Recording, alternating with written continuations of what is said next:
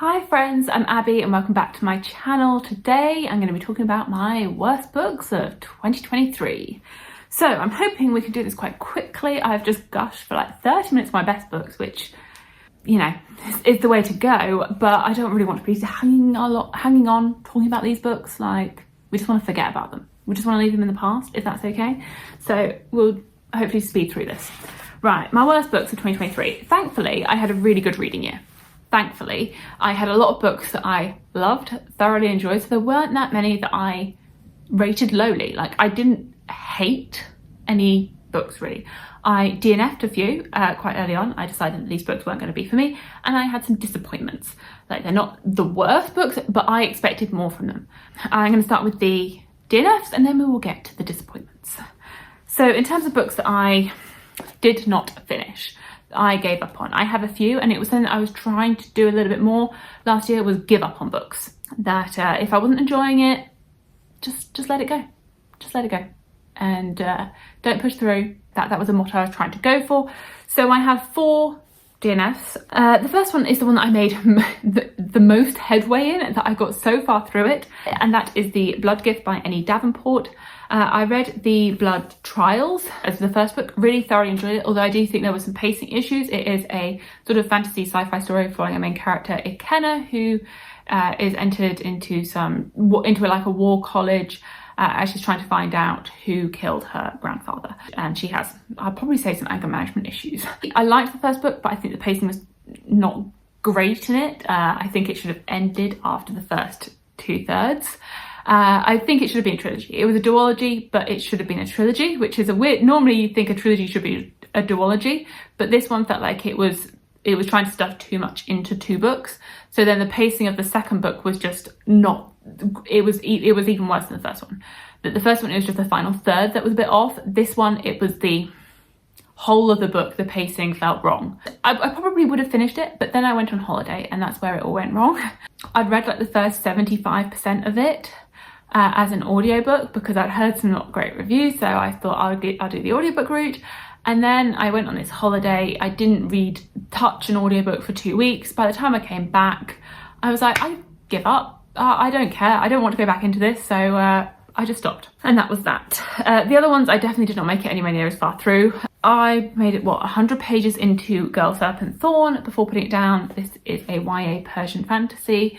And I really liked the idea of it because I loved the lore and the exploring Persian folklore within fantasy, with fantasy elements, but it felt very juvenile to me. I am no longer in the YA audience. I do sometimes read YA, but I do not fit the demographic, and I felt as though I wasn't the right age for this book. That it read quite young, it read quite insta-lovey. I was not enjoying seeing our characters' choices, and so I just put it down. I was just like, this just isn't for me anymore. Like, it's not.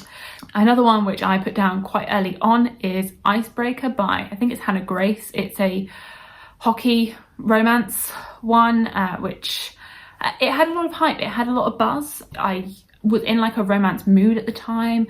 I was reading a few, and this one, I didn't get very far at all. I don't understand the hype for it. I only made it like 20% of the way in, so I didn't get, or even less than that maybe. I didn't get super far, but I was just frustrated with our characters. I didn't see the romance between our 2 main characters. Everyone was just sleeping with everyone. There was too many characters that I just didn't care for. It was in a college setting, and I couldn't relate. There was no time on the ice as well. Like, I was promised like an ice hockey, ice skater romance, and there was literally no time on the ice. I was like, when are they going to start skating? It just wasn't there. It wasn't there. I did not enjoy what I read and was not interested in pursuing it. Don't get the hype. Don't get it. And then the final one I DNF'd was Invictus by Ryan Gordon. I've read some of her books previously, quite a few years ago, and I have really enjoyed them in the past, and I think I probably would have enjoyed Invictus if I'd read it a few years ago.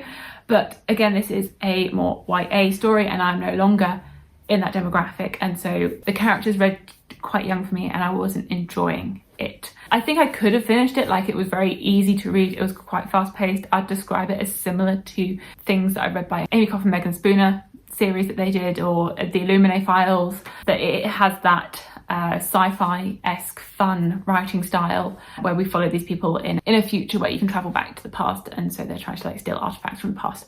Interesting concept, and it started off really well in the prologue, but then it went more and more juvenile, I'd say, as it went on, and it wasn't clicking for me, so I stopped. Right, those are the DNFs. That's that done. And now into the disappointments, the ones which I wished for more. I just wished for more, that they could have been so much more than they were, based on the plot, based on my expectations. Maybe it was my expectations that were wrong, but I don't know. They just didn't hit. They did not hit for me, but I really hope that these books have worked for you. I don't want to like hurt any of these authors, and these are just my opinions and reasons why these books didn't work for me personally. I don't think any of these are bad books, they didn't work for my tastes. So the first of these being One Dark Window by Rachel Gillig. I was disappointed in this because I thought I was going to love it. I had such expectations for it because I was like, oh, it's a sort of fantasy romance with a fairy tale element set in this world with an interesting magic system where they have these cards that can grant people powers. If you catch an illness, then you are put to death because you are exposed to magic which is going to slowly deteriorate inside of you. I think that was a very interesting world and setup. Maybe I would read more from the author, but I felt as though it didn't deliver. It delivered in the atmosphere. Atmosphere, yes, it delivered, but I found the plot lacking. I found that it was full of conveniences. Plot convenience after plot convenience. The romance, I wasn't really rooting for it. I got frustrated. I was frustrated by the book. For example, our main character had a secret that she has had her whole life. She hasn't told anybody about it. And then within like 5 minutes of meeting her male love interest, she has told him. I was like, you've literally known this guy and you've been going on about how you don't trust him. You don't trust this person. And then you go and reveal one of the secrets that you've had your whole entire life.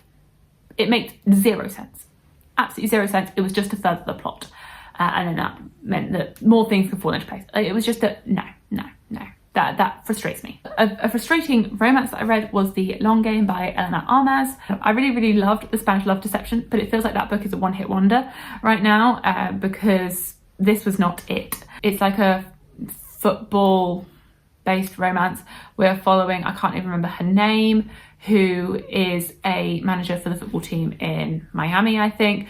And due to a media marketing scandal, she gets banished into the remote parts of America, I can't remember where she is tasked with training the junior league, who are these children. And there she finds out that their coach is an ex-famous football star, and it is their romance together. And it was meant to be like a hate to love. It went from we don't get along to, oh my God, I'm obsessed and in love with you straight away. I didn't believe their romance. I didn't believe it. So it didn't work for me. Maybe I'm just not vibing with these sporting romances based on my ice hockey, ice skater distaste and with my football one as well. I don't think I was like actively trying to read sporty romances, but neither of them worked. I also was disappointed in, but my expectations for it were very low to begin with. The War of Two Queens, or like the rest of the books in the From Blood and Ash series, I loved From Blood and Ash when I read it, and the sequel, and I did quite enjoy the prequel as well. But the third book, A Crown of Good Bones, or the third book, disappointing. I decided to persevere and read this fourth one. I just give up with this series now. It's just gone on way too long. It needs more editing. It needed some major editing. That these books are bloated. I believe when the first book came out, it was planned to be like a trilogy, or if it wasn't a trilogy, a quartet. Like it wasn't meant to be this long. And then because the first book was so hyped, she decided to make it a 6-book series. And I feel as though the quality of it has just fallen off a cliff. That it did not need to be this long. I don't even know if people are still reading it because I feel as though everyone has DNF'd it because of how bloated it is. It's really unfortunate because it started so strong. The tension was there, the angst was there. It was an interesting world. It had promise. It had good twists and turns. But then it gets to this and it just doesn't stick. So I feel as though I am now done. I'm finished. I'm out of here. And I am just going to continue with my positive feelings for books 1 and 2. Another disappointment was Far Sector by N.K. Jemisin. I finished it But, and it's not really disappointing because my expectations weren't that high. I just don't think that graphic novel is for me. I'm not a massive graphic novel reader. Yeah, it just wasn't for me and my reading tastes.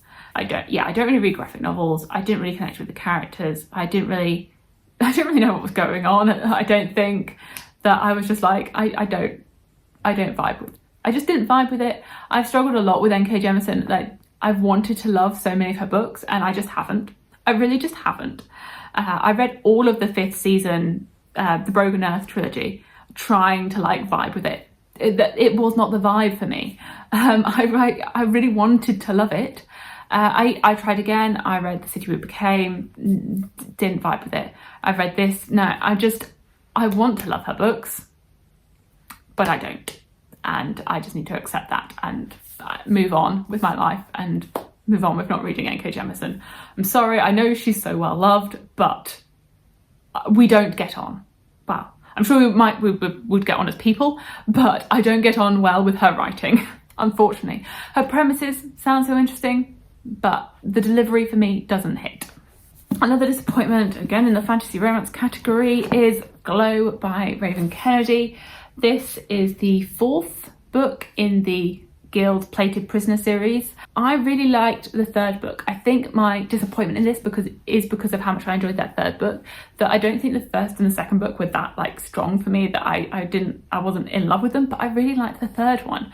And then this one was way too long. This one needed an editor. This one is like traditionally published. I think it was the first one that was traditionally published from the beginning, and it was the one that needed the most editing and didn't get the most editing.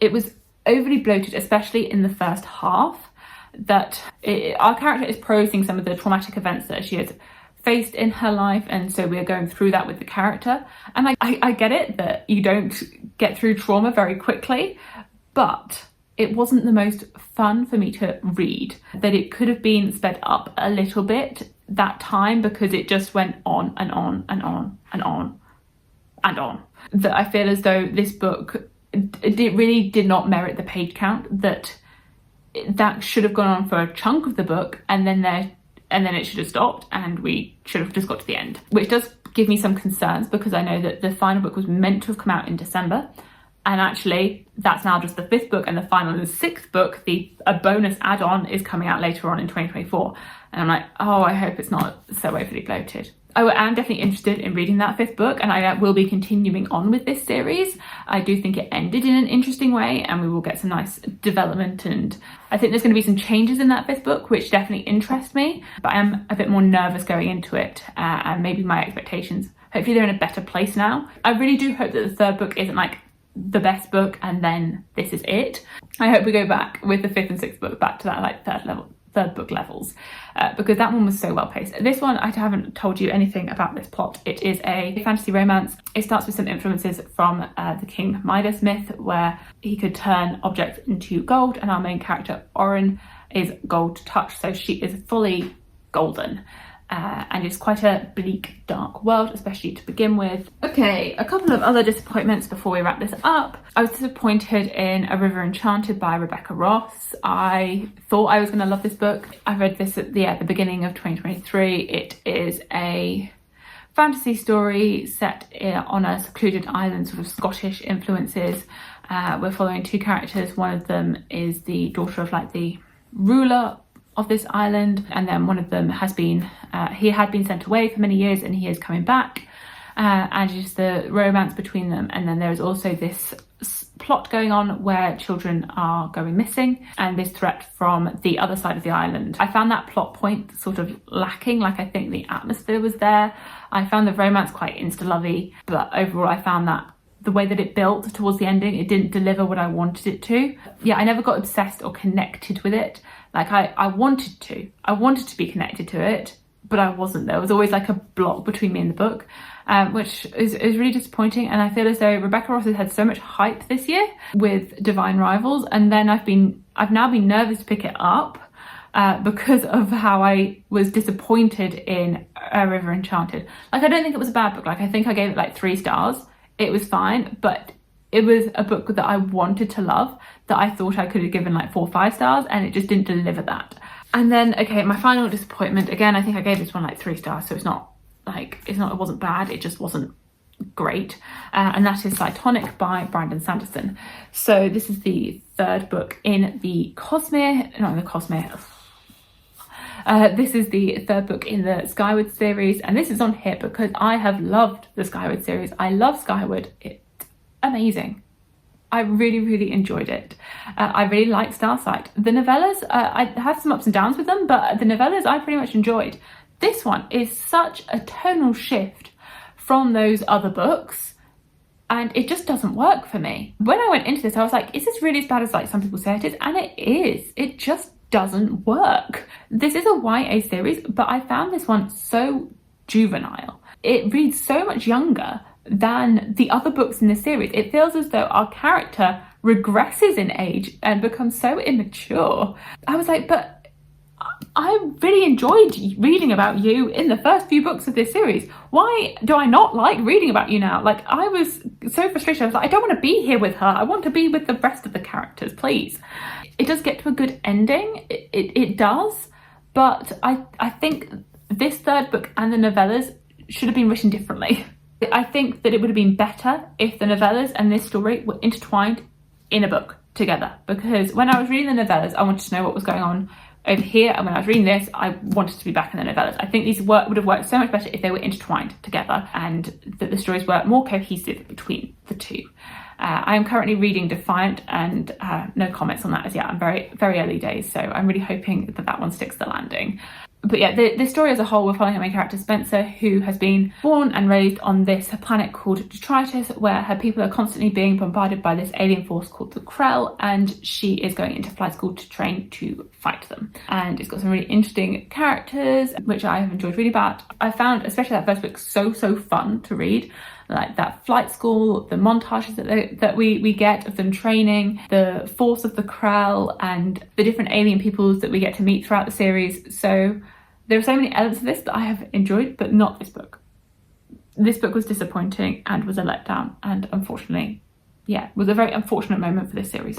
So there we go, we are losing the light. It is getting dark. It is 4 p.m, which means it's the end of the day and the end of filming. So those are my worst books, most disappointing, my DNFs of 2023. The books that I will hopefully just leave in the past. We can forget about them, move along, and they can just stay forgotten about. As I said at the beginning, I don't think these are bad books in general. I'm just disappointed in them. But a lot of these I gave maybe like a 2.5, 3-star rating, that they were fine, but they were quite average and they were lacking something for me. Whether that was plot, whether that was characters, whether that was atmosphere, whether that was sort of an emotional connection to it, there was some element that was missing for me, which meant that when I went in, my expectations would have been for me to have loved these books, because based on the plot, or based on the summary and the blurb, I assumed that I would love them. And then it just got to a point of disappointment. Or also if it's a continuation in a series that I had been reading and loving, and then having the disappointment when I didn't love a following book in that series. Let me know if you agree with me on any of these, if you have read any of them, or hopefully I might have persuaded you to read some of these, as they might be to your tastes. Every book has a reader, and although these books weren't for me, they could definitely be for you. I've definitely found that some people can talk about a book and they're describing elements that they do not like, and I'm like, well, I like all those things, so I think I might like that. So hopefully I might have done that for you with some of these, or maybe you just agree with me and you also haven't enjoyed these books. Let me know what your worst books of 2023 were, and this is longer than I thought it was going to be, but thank you so much for watching, and I will see you in my future videos. Bye!